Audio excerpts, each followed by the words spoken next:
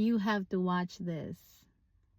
I'm going to tell you a story which has only strengthened my belief that this whole Jesus Christ thing is actually real. And this is coming from somebody who wasn't raised religious, who's never really identified as Christian, who doesn't normally make content around this topic. And the story goes like this. It's 10 o'clock at night, around about 2 weeks ago, and everybody else in my house is asleep. I'm the only one up. I'm downstairs about to watch a World Cup game when I start to hear a cry coming from my 2-year-old son's room. Now, any parent of babies, toddlers, children before they can speak will tell you that you can tell the difference in your child's cry. As in, you can tell when it's a cry because they're hungry, you can tell when it's a cry because they're tired, and you can also tell when it's a cry because they're in pain. And that is what this cry was, except it wasn't just a cry of pain, it was a cry of intense pain like I had never heard from him before. So naturally, I march upstairs into his room, and by this point, his mum is already in there. We look at each other as if to basically say, yeah, this sounds bad. So I pick up my son, I bring him downstairs, I'm trying to calm him down, but the intensity of his cry just keeps getting more and more and more, to the point that he's now shaking, he's also convulsing, when you're like,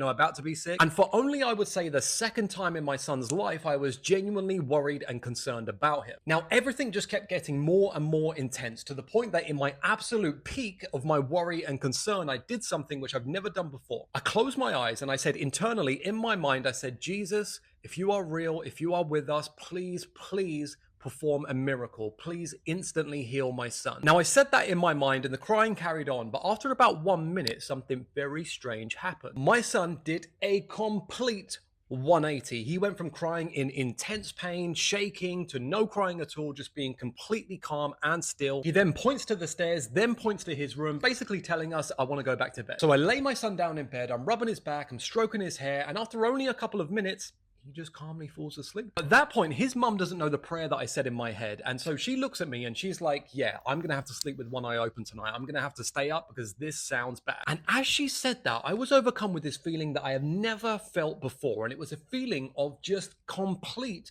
certainty that my son had been instantly healed and he was going to be totally fine. Next morning, I wake up and his mum is the first person that I see. Now, bear in mind, for context, I am a deep sleeper. Like, a truck could come through our house in the night and I probably wouldn't wake up. And so if my son had woken up again in the night, I just simply wouldn't have known. I see his mum in the morning, we lock eyes, and I just say to her, he's completely fine, isn't he?